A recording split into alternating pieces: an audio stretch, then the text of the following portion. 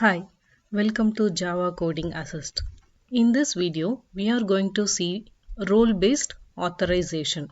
That is, we are going to see how to authorize an user based on his role.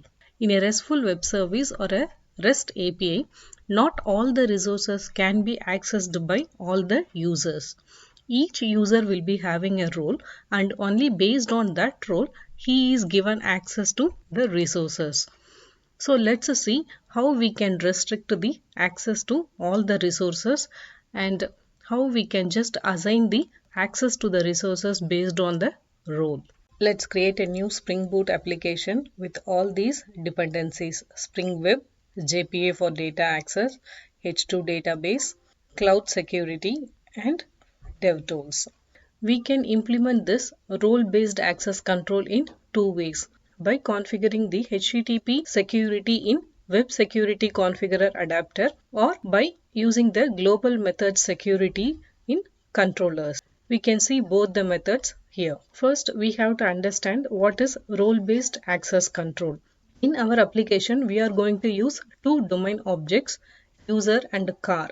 Car is an actual resource which we are going to access through our REST API. 5 operations can be done on this car object. That is, you can create a car, delete the car, update it, view a single car, and view cars, the cars available. Similarly, this user resource also has a set of operations for create, delete, update, view, and users.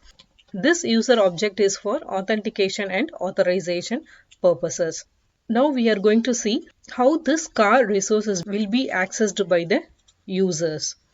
So each user, the user who accesses the car resource, will be having different roles. He can be a normal user who wants to see all the cars available. Next, the admin, one who is responsible for creating or deleting the resource, and also the manager. Depending on their roles, they will be having different set of permissions. For example, for the car resource, the user will have only permissions to view the cars. He can view the cars, but the admin or the manager will have permissions to create, delete, and also to update the car resource.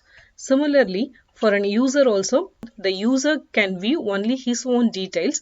He cannot view the details of any other users. The admin and manager will be having all the other permissions to create, update, delete, and view other users too. This user object is used for authenticating the users who comes in for the car resource. We are going to implement the same. We are going to control the access to the resources based on the user's role. Let's see how to implement this using the Spring Security. I have imported the sample application into Eclipse. First, we can see the domain objects. There are two domain objects, car and user. This car is the resource which we are going to access, and this user object is used for authentication purpose. So the user has user ID, username, password, and a role. Each user is going to have one role: admin, user, manager, editor, like that. Each user is going to have only one role. And here is our car object, which takes an ID, name, price, and brand. We have to create the repositories for this two domain objects: car repository, that is a JPA repository to access the database, and an user repository for the user object. Next, we have to create the services. So we have two services, a car service and an user service, which contains all the methods to do the save, update, and retrieve operations of this car object and user object. We need the controllers too. We have to create the controllers for this car object and a user object. These are REST controllers which serves the incoming request to the REST endpoints. We are done with the REST API stuff. Next, we have to configure the web security for this REST API. So we can do that by extending the WebSecurityConfigurerAdapter. Here we have to override three methods. The authentication manager bean, we have to return the authentication manager bean from the superclass, and then we have to give the user details configuration for authentication along with the password encoder. Here we are using the create delegating password encoder, which returns the password encoder from the password encoder factories. And this configuration, this authentication manager builder configuration, is for authentication purposes. Next, this authorization related configuration is done in the HTTP security. Let's run the application without any authorization configuration and see how it works, and later we can add the authorization related configurations and see what makes a difference. Let's run the application and test it with Postman. We have configured web security here. So each and every request must be accompanied by the authentication related information, that is either the username or password or tokens, whatever is necessary to authenticate the user. The application is running at port 8080, and this is the endpoint to retrieve all the CORS. Get method is selected. Let's send this request. We are not giving any authentication information here, that is username or password. It doesn't carry any authentication information. Now we are just sending that request. So it says 401 and authorized because the request didn't have any authentication related information. Now we can just select the basic authentication and give the username and password. Let's resend the request. We have retrieved the CORS from the database. It gives a 200 OK and it returns as a list of CORS from the database. Now we can try the post method to save an COR object into the database. You have selected the post and this is the endpoint to save a COR object. And in the authorization, we have to select the basic authentication and give the username and password. And in the body section, we have given a COR object in JSON format. Let's send this request. It says 403 forbidden. We have given the authentication information like username and password. In spite of that, we get a 403 forbidden. This is because by default, Spring Security has enabled the CORS restriction, that is cross-origin resource sharing restriction and cross-site forgery restriction, in order to prevent the attacks from a different origin and a different site. To remove these restrictions, we have to configure the CORS and cross-site forgery restrictions separately, just specifying where from which origin and from which sites resource sharing can be allowed. But for here, just for learning purposes, we are going to disable it.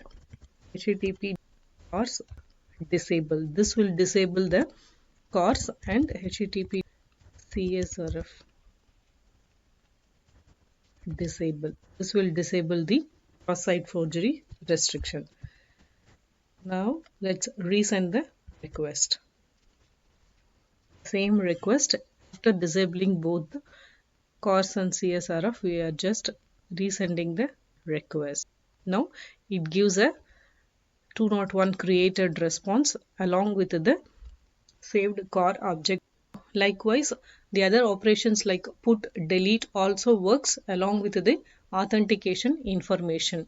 Here we haven't given any access control, that is we didn't authorize any user here. All users can access all the endpoints. All users can access all the resources. They have the permissions to do all the operations on the resources, but this is not how it works.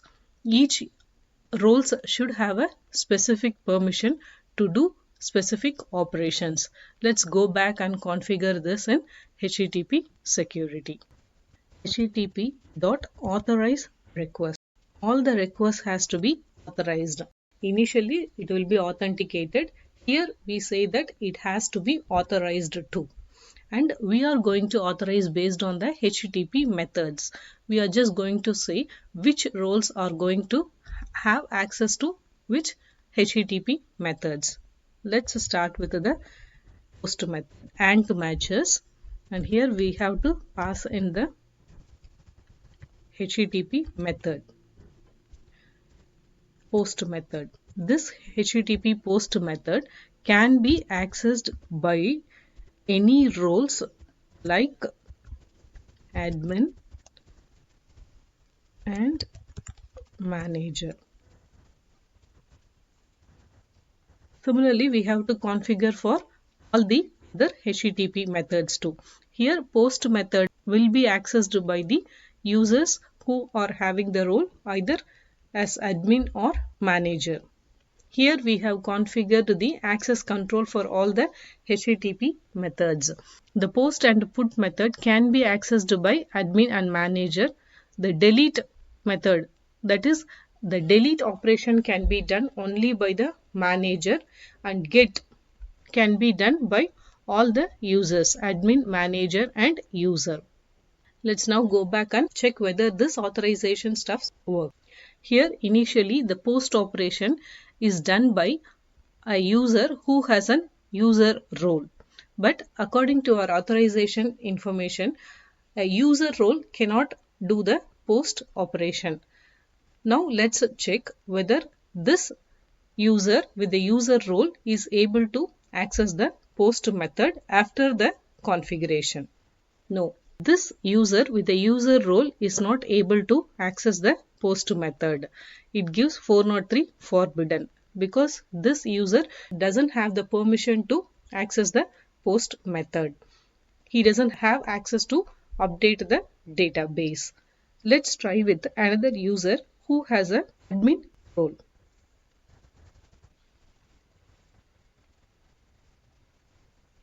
Yeah, the user with an admin role is able to save a resource. That is, the user is able to access the post method. So this is how authorization works. Here we have configured the access control based on the HTTP methods. In this application, we have applied the access control based on the HTTP methods. But according to our application, we have two resources, a user resource and a car resource. Both cannot be accessed in the same way because a car resource will be accessed in a different way when compared to a user resource. If you take the car resource, the user can view all the cars. But whereas if you take the user resource, the user can view only his own details. He cannot view all the user's details. But according to our configuration, both the resources will be treated in the same way. That is, we have applied the access control based on the method level. So both the user resource and the car resource will be accessed in the same way. So we have to fine tune it. For this, what we have to do is we have to apply the restriction at the endpoint level too. We have to fine tune it from the method level restriction to the endpoint level restriction. For this, we have to give one more argument, which is the endpoint slash v1 slash cars is the endpoint to retrieve all the cars. And here we have to specify it can have any role like admin, manager and user. Whereas the user's endpoint, which retrieves all the user's details, must be accessed only by roles like admin and manager. So now we have just fine-tuned it to the endpoint level. Now the cars endpoint, which retrieves all the cars, will be accessed by all the roles, whereas the user's endpoint, which returns the details of the users, will be accessed only by the admin and manager. Let's test these two endpoints, cars and users, to see whether it is authorized properly. So this is a cars endpoint to retrieve all the cars, and Gabby is an user who is having the user role. Let's send the request and see what happens. So now we are able to see all the cars. It is retrieving all the cars. An user with an user role is able to see all the cars. Let's call the user's endpoint to see a user with an user role is able to view the information of all the users. No, it gives a 403 forbidden because the the user who has a user role does not have access to this user's endpoint, which retrieves all the user's details according to our authorization configuration. But the user should be able to view his own details. That is, whenever the user passes his own ID, he should be able to view his own details. So let's check whether it works. The users, Gabby has a user ID of 2. Let's send this user ID and see whether Gabby is able to get the details.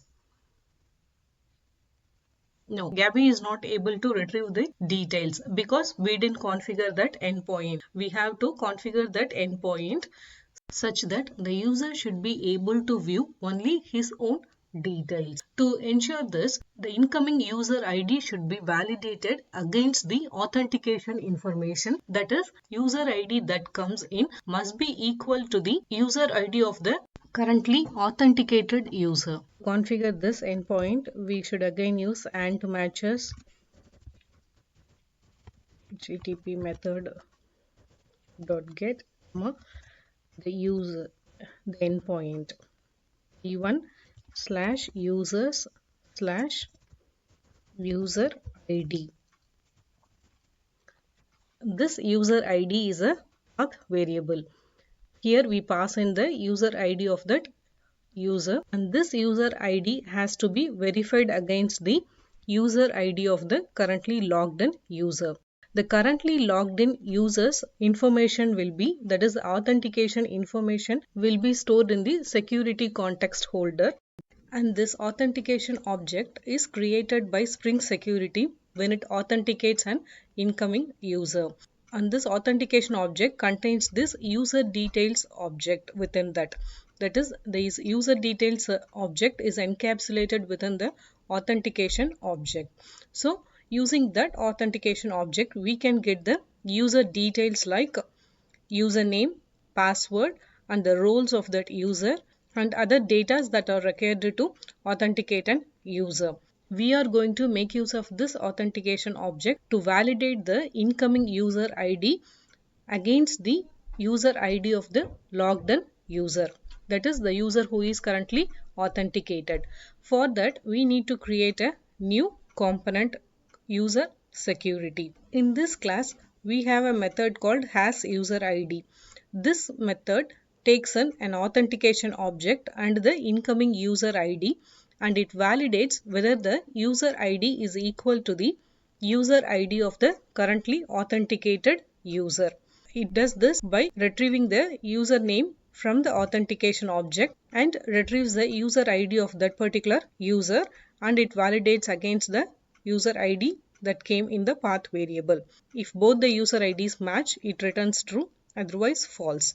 So when it is true, when this method returns true, the user will be getting his details. Otherwise, it will return an error response. We have to configure this here. Dot access, and it takes in the expression at user security, that is the component, and you have to specify the method name here as user ID, and we have to pass in the authentication and user ID. We just say that if this expression is true, the user will be given access to this endpoint. Otherwise, he will get an error message. Now let us test whether it works. Gabby is an user with a user ID 2. Let's send the request and see whether we are able to view the details. Yes, Gabby with an user ID 2.